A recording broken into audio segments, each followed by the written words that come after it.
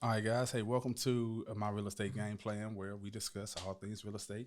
And today we just want to have just a little bit of a conversation about getting prepared to buy a house and what you should look at in order to know that you are ready to buy a house and that you have everything in order to make the home buying process as easy as possible and the lender process of getting pre-approved as easy as possible.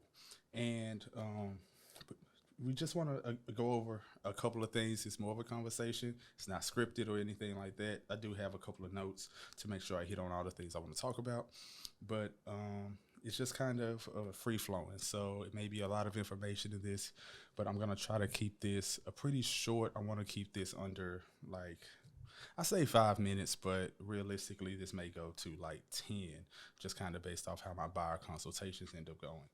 So, just starting off, one of the first things you want to look at is your credit. It's one of the biggest things when it comes to getting pre-approved, and getting pre-approved isn't as hard as you think it is. It's probably easier than getting pre-approved for a car, in my opinion. But you do want to make sure you have things in order. Just because having things in order opens you up to a lot more options as far as how you want to buy a house. There are many different loan types, and being prepared and having everything organized, it makes sure that you're able to pick the right one that helps you the best in your goals. Um, the different loan types, we're not going to go into all of those, but just because one loan is good for one person, it may not be good for another person. It's more about how you're trying to buy a house than what the loan actually is. If you want a down payment assistance, or if you don't uh, mind like paying the cash up front, if you want to fix her up or move in ready, the area, town, and everything can kind of move around what loan is best in your situation. So it's better to have everything organized up front. That way, when you are picking the loan and deciding or which one to go with, you have a wider option and more options as far as what to go with. So one of the first things you want to do is just to go and pull your credit, or pull your own credit. It doesn't hurt you if you do it yourself, and and the credit bureaus have to. They're required how to give you at least one free credit report a year. So easiest way to do that is to go to uh, myfreecreditreport.com. I believe that's the website. If it's not, I'll put like a caption here with the actual one.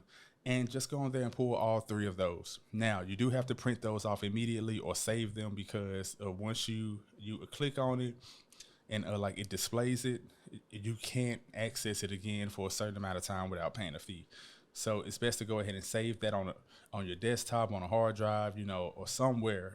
I do recommend not doing it on your phone, because you can't always save it on your phone. I tried it a few times and I couldn't figure out how to get the report on my phone saved, and I ended up having to pay for it later. So, but go on there on a computer and look at each of your bureaus. Once you have each of your bureaus pulled up, you want to go through and see if there's anything on there that's listed as like a negative item or derogatory item. If there is, then you want to have those either paid off or removed, or some way that those aren't showing on your credit report. If you're not really sure how to do that, I do recommend to speak with like a repair company, a specialist, or someone who is in that field and specializes in that field and on what your best options are. So, but you want to make sure that you only have your positive and closed accounts on your report.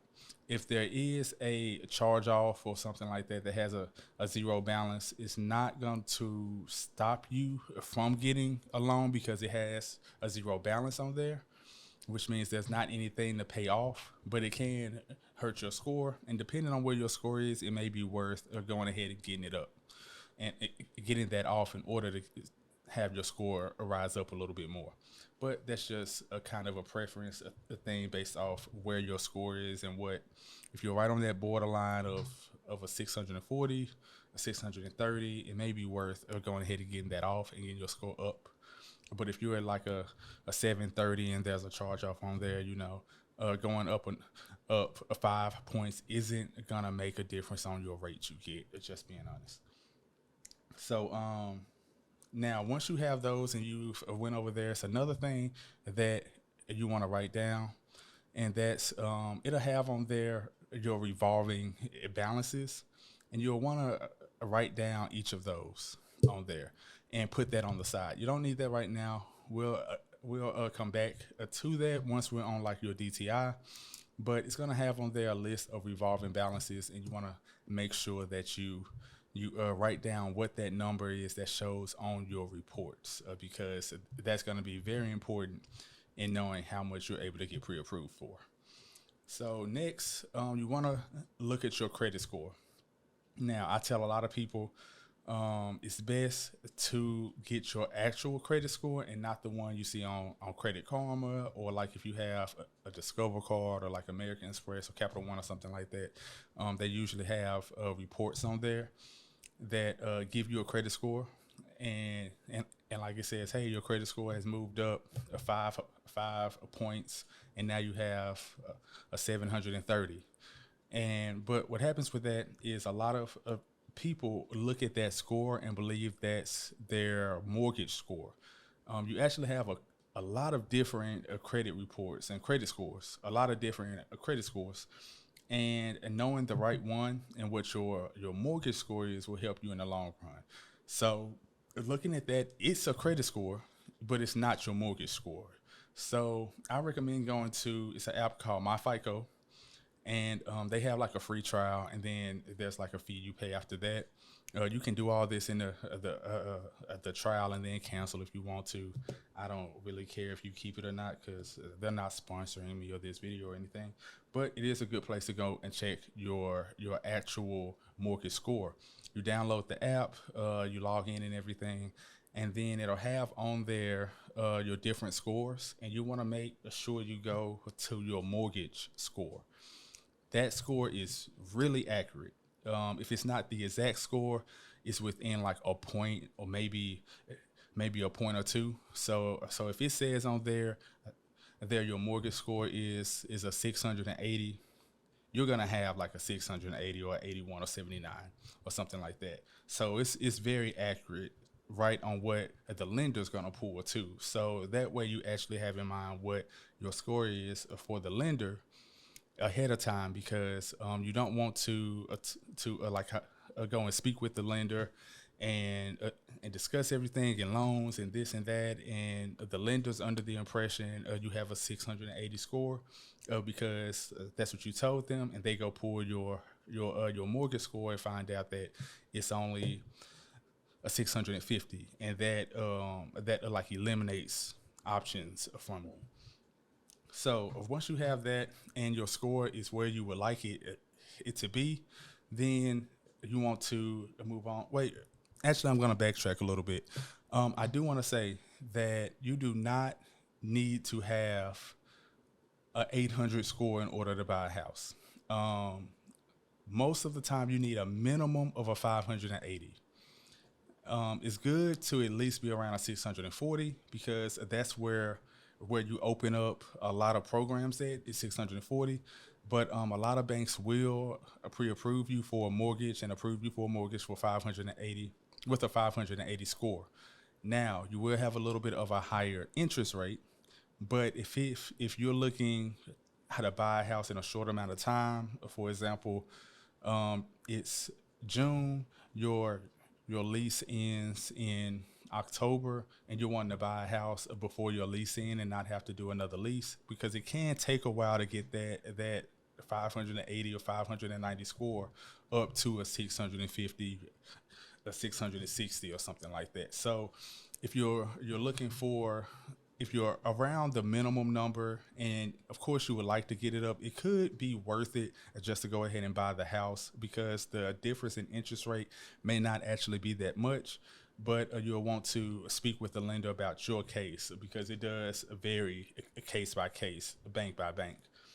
So you do want to have a good score, but you don't have to have the highest score in the whole world. Now, let's move on to like organizing your income. This is easy on some people. It can be pretty hard on others. The main thing is that you want to be able to show a paper trail of where all your money come from. On the surface, that's easy, but it can be complicated depending on what you do for a living or how you make money. If you are a worker who's like a W-2 worker and you get paid bi-weekly or monthly or whatever, the lender is just gonna want a few pay stubs. If you're paid monthly, they'll want one pay stub or two pay stubs. If you're paid bi-weekly, they'll want three, and you'll want to just hand those over along with your W-2s. And depending on the loan, they may ask you for a copy of your last year taxes, 1 year taxes. So you'll want to hand those over, and that's how they will calculate your income. They'll look at your taxes and match it up with your W-2 to make sure that those actually match and you're reporting your income. And they'll look at the pay stubs to make sure that any raises or drops in pay for what you're currently making are calculated in as well. So, but it can get complicated if you have things like a child support or like alimony or you're self-employed and things like that. The main thing with those is to have them documented on paper somewhere. I've run into a couple of cases where like a woman gets child support, but it's really just a conversation in between her and the child's father, and they have made an agreement personally where he would pay like X amount every month. He does it every month, no problem. Her bank records all show it, so it's like it comes in every month. But because it's not a agreement on paper, the bank won't actually count that as income. Sometimes it doesn't matter. Or sometimes it can matter if the house that they would like to buy needs that extra income, especially if it's a large amount, like $3,000 or $4,000 or $5,000 a month or something like that, you know. But if it's a small amount and you're still able to buy the house you want, you may not need to have that documented. You don't always have to have it documented through the actual court system. Sometimes you can get a mediator who just puts it on paper that, hey, this will be paid for X amount of time. That also goes with things like alimony or spousal support and stuff like that too. So you do want to have it on paper where it matches up with your bank accounts, and it does have to last for at least 2 more years from the time you buy the house. So just going back to like child support, because that's the most common one. If the kid is like 17, about to turn like 18, and they got 8 more months of a child support, if it's not on paper for at least a 2-year period after you buy the house, then the bank won't actually count it. They'll count it as already being gone because they know it'll be gone in a short amount of time. So you do want to have that documented.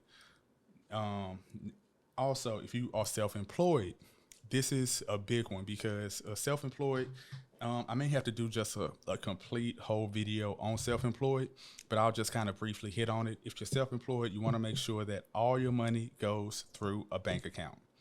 Every dime of it goes through a bank account, and that every dime is being claimed on your taxes. If you're taking out a lot of deductions on your taxes, it's gonna hurt your pre-approval amount. As a business owner, yeah, I understand because I'm also considered a 1099 worker, a contract worker, a self-employed worker too. So I completely understand. One thing that we do is we take deductions. It's what the tax code is there for. But it hurts you when you're getting a mortgage. So like if you make $100K a year and you take out $80,000 in deductions, then what the bank is going to count as your income, $20,000. That's what your income will be based off of. Even though you actually do make the full 100, they're going to count it as a $20,000 income on you. That's going to hurt your DTI and kill your pre-approval. So you want to, if you're planning on buying a house and you're like a few years out and you're self-employed, you want to keep that in mind when doing your taxes. And don't quote me on this, but I've been told from from like tax professionals. Actually, the person who does my taxes, they also work at the IRS or used to work at the IRS, and they're retired and now they're just a CPA. Has said that it's very common to go back and do an amendment on past years' taxes. But don't quote me on that because that's not my field of expertise. You want to go and speak with a person who is in that field, like a CPA or someone who is a tax professional. So the next major thing is your debt. This is where like I told you, to write down your revolving debt from your credit report. This is where that comes in because the bank is going to calculate your DTI, your debt to income ratio, which is basically dividing your debt by your income and seeing where the ratio is. They would like that to be under 43%. You can get a loan with up to a 50% DTI, but they would like it to be around 43% under that. So when you look at your balances, your revolving balances that are on your credit report, you're gonna notice that the stuff that the bank counts, they only count the stuff on your report. So your cell phone bill, daycare, your gym membership, all that type of stuff does not count against your DTI because the bank knows that if times get hard, those are things you can easily eliminate and it won't hurt your credit score. So they only count the things that are on your credit report that you are obligated to keep. So you want to make sure that those are low. If you have like a furniture bill or like a credit card bill or something, and it has a high monthly payment and it has a low balance, it may be worth it to go ahead and pay it off. Just for example, if you have like a furniture bill, it started off as like a $10,000 bill. You're paying $300 a month on it, and you and there's like 4 or 5 months left. You have like $1,000 left or $500 left, and you still have a $300 bill every month, which is for the amount that the balance is and the amount you're paying every month. That's killing your DTI. It could be worth it to go ahead and save up or go ahead and pay that off to where you're paying $1,000 on that mortgage, but you're eliminating a $3,000 bill, $1,000 on that credit balance, and you're eliminating a $300 a month bill. If you have a balance that's extremely high with a high payment, like a car note or something, then like it could be worth it to just keep it and go ahead and go about it. If you're able to refinance it, maybe if it's worth it, but it may not be. So you want to make sure you have a low amount of debt or lower it if you can and get your debt organized. Now, your DTI, your debt to income ratio, this is how they calculate how much you can be pre-approved for. We'll go over this part in detail on how it's calculated as far as your mortgage amount in detail on the video that discusses getting pre-approved and different loan types. But essentially, you want to make sure that if you divide your debt by your income, that it comes out to be 43% or less. If you are planning on buying, if you're a first-time buyer and you may want to use a down payment assistance or a thing like that, you can get up to 50%, but we'll have more on that later. So, but you ideally want to be around 43, but you can be up to 50 if you're a first-time buyer. The last part is you want to save. You want to save money. You want to make sure that you have funds in order to purchase this house because you're not going to move in that house for free. I have had times to where people have gotten checks back at closing, or where they paid the earnest money, they got a check back, or they paid, very minimum to get into houses. So just the range on which you will need to save. Is the easiest way to do this is to look at the price range you want to purchase in. Let's just for example, say you want to purchase in the range of $300,000. You want to save 1.5 to 8% of the house. 1.5% is for if you're using down payment assistance as well as having the seller pay your closing expenses.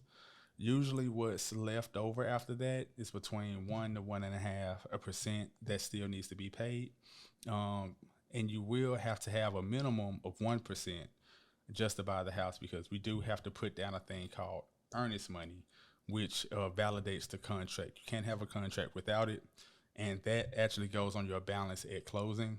Whatever is due at closing, it's applied on that, but it's kind of like a deposit. It's probably the easiest way to think of it.